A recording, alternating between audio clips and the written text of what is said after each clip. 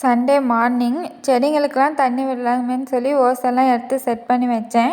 தம்பி நான் தான் செடிக்கு தண்ணி விடுவேன்னு சொன்னான். சரின்னு விட்டாச்சு. அவங்க தான் செடிக்கு தண்ணி விட்டுட்டு இருந்தாங்க. தண்ணி மட்டும் நான் போட்டு விட்டேன். நம்ம வீட்டில் வச்ச மரிக்கொழுந்து செடி நல்லா துளிர் வந்துடுச்சு. 4 செடி வச்சேன், 4மே நல்லா வந்திருக்கு. ஃபஸ்ட்டு இங்கே வச்சுருந்த கத்திரிக்காய் செடியெல்லாம் எடுத்துகிட்டு ரோஸ் செடி, ஜாதி மல்லி செடி, மல்லிகைப்பூ செடியெல்லாம் வச்சுருக்கோம். நல்லா இப்போ தான் துளிர் வந்துட்டுருக்கு. இப்போலாம் வெயில் ரொம்ப அதிகமாக இருக்கிறதுனால மார்னிங் செடிக்கு தண்ணி விட்டால் ஈவினிங்லாம் ஃபுல்லாக ட்ரை ஆகிடுது. தம்பி செடிக்கு தண்ணி விடுறேன்னு வந்துட்டு தண்ணி விடுற இடத்துல கல்லை தூக்கி போட்டு விளையாண்டுட்டு இருந்தான். எல்லா செடிக்கும் தண்ணி விட்டுட்டு ஓசெல்லாம் எடுத்து வச்சாச்சு. அப்புறம் புளி காய வச்சுருந்தேன். 2-3 நாள் ஆகுது, நல்லா காஞ்சிருச்சு. சரி, அந்த புளியெல்லாம் கொட்டி க்ளீன் பண்ணி எல்லாத்தையும் எடுத்து வச்சிடலான்னு சொல்லி தான் எடுத்துகிட்ருக்கோம்.